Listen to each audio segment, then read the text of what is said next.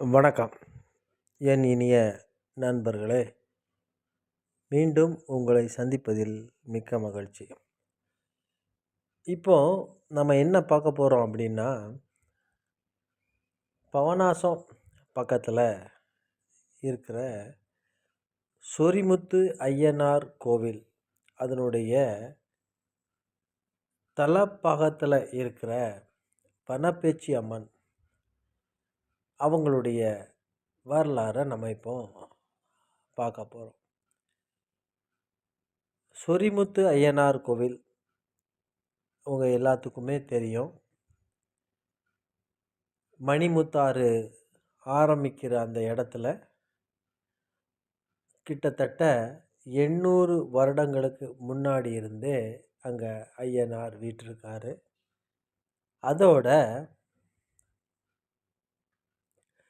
பட்டவராயர் அப்படிங்கிற காவல் தெய்வமும் அங்கே இருக்குது. அதை நம்ம இன்னொரு காணொளியில் பார்ப்போம்.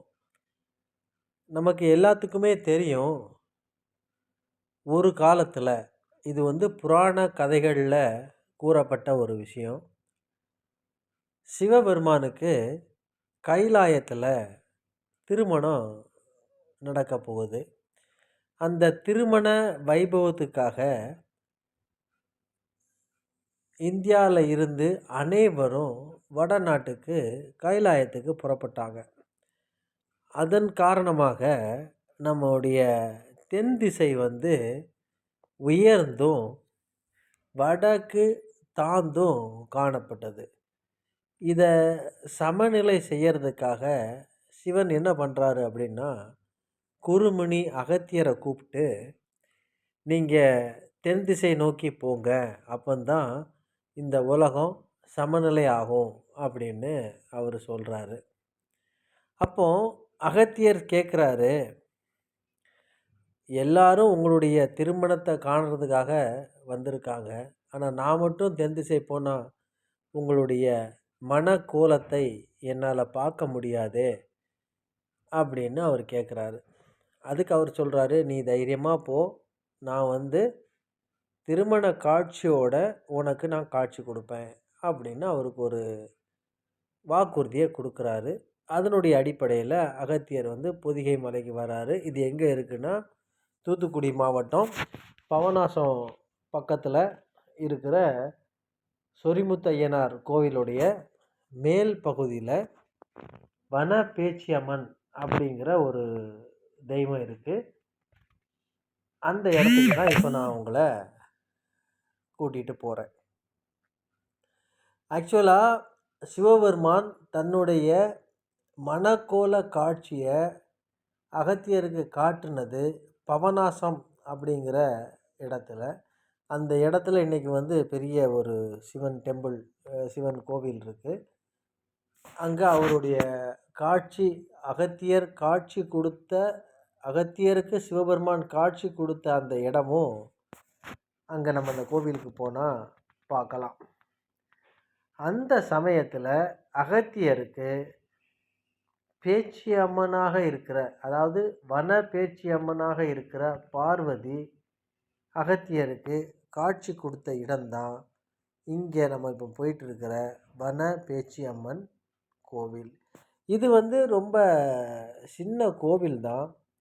இந்த கோவிலுக்கு மிகப்பெரிய சிறப்பு என்னென்னா, அந்த கோவிலுடைய மேல் பகுதியில் அகத்தியருக்கான சிறப்பான ஒரு சிற்பத்தை அவங்க வச்சுருக்காங்க. இது கிட்டத்தட்ட 5000 வருஷத்துக்கு முன்னாடியே அகத்தியருக்கு அம்மா காட்சி கொடுத்த ஒரு இடமாக இருக்குது. இந்த இடத்துக்கு போகிறதுக்கு நம்ம சொரிமுத்து ஐயனார் கோவிலிருந்து போகிற வழிக்கு முன்னாடியே ஒரு மலை மேடு வரும். அந்த மலையிலேருந்து நம்ம ரெகுலராக மேல் நோக்கி நடந்தோம் அப்படின்னா அந்த இடத்த அடையலாம். அங்கே தான் மணிமுத்தாறு போகுது.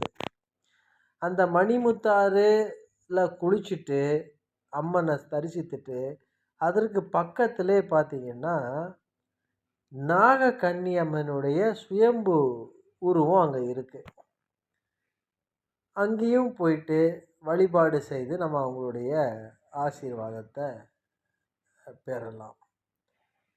மணிமுத்தாருடைய உற்பத்தியாகி அது ஒரு வகையான கிளை நதியாக இருக்கிறது தாமிரபரணி ஆற்றங்கரையில்.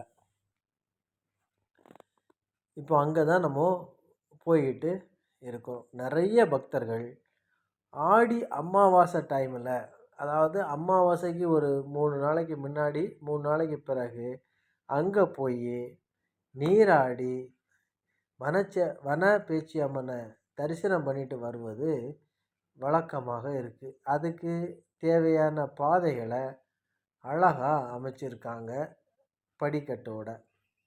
அந்த மணிமுத்தாறில் குளிச்சுட்டு வெளியே வந்த உடனே ஒரு சின்ன சிவலிங்கம் இருக்குது. அதை தரிசனம் பண்ணிவிட்டு அப்படியே மேலே வந்தோம் அப்படின்னா வன பேச்சி அம்மனுடைய ஆலயத்தை நம்ம பார்க்கலாம். இது முழுக்க முழுக்க காட்டு பகுதியாகவே இருக்குது. இது வனத்துறையினுடைய கட்டுப்பாட்டுக்குள்ளேயே இருக்குது. இது ஆடி அமாவாசை டைமில் மட்டும் பக்தர்களுக்கு அங்கே அனுமதி கொடுக்குறாங்க. அந்த பாதையின் இருபுறமும் பக்தர்கள் குடில் போட்டு தங்கி இருக்கிறாங்க. இது கிட்டத்தட்ட ஒரு 10 நாள் அவங்க தன்னுடைய வேண்டுதலுக்காக தங்கியிருக்கிறாங்க. போகிற வழியில் பார்த்திங்கன்னா கடைகளும் நிறைய இருக்குது, சிற்றுண்டிகள் நிறைய இருக்குது. இதுதான் அந்த வன பேச்சி அம்மனோட ஆலயம். மிகவும் சக்தி வாய்ந்தது. அகத்தியருக்கே இந்த அம்மா காட்சி கொடுத்து ஆசீர்வாதம் பண்ணியிருக்காங்க. இங்கே போகிறது பாக்கியம்தான். நமக்கு பிராப்த கர்மா இருந்தால் மட்டும்தான் இங்கே போக முடியும். இந்த இடம்தான் நாகக்கன்னியோடைய ஆலயம். இது சுயம்பு புற்று. அந்த புற்றுடைய சைடில் அவங்க நாகக்கன்னியோடைய சிலைகளை வைத்து வழிபாடு பண்ணிட்டு இருக்காங்க. அந்த புற்று அப்படியே இருக்குது. நம்ம இங்கேயும் தரிசனம் பண்ணி நாகக்கன்னியோட ஆசீர்வாதத்தை நம்ம பெறலாம். அதே மாதிரி சில தோஷங்கள் இருந்தாலும் இதை ஒரு 9 முறை சுற்றி வழிபாடு பண்ணுறது மூலமாக அந்த தோஷங்கள் நம்மளை விட்டு விலகும். எனக்கும் இந்த பாக்கியம் கிடச்சி நான் வனப்பேச்சி அம்மனை தரிசனம் பண்ணுற முதல் வாய்ப்பாக இது எனக்கு அமைஞ்சுது. அதில் எனக்கு ரொம்ப பரம திருப்தி. இதே திருப்தியை நான் நம்மளுடைய நண்பர்களுக்கு பகிர்ந்திருக்கிறதுக்காகவே இந்த வீடியோ பதிவை நான் வெளியிடுறேன். மீண்டும் சந்திப்போம். நன்றி, வணக்கம்.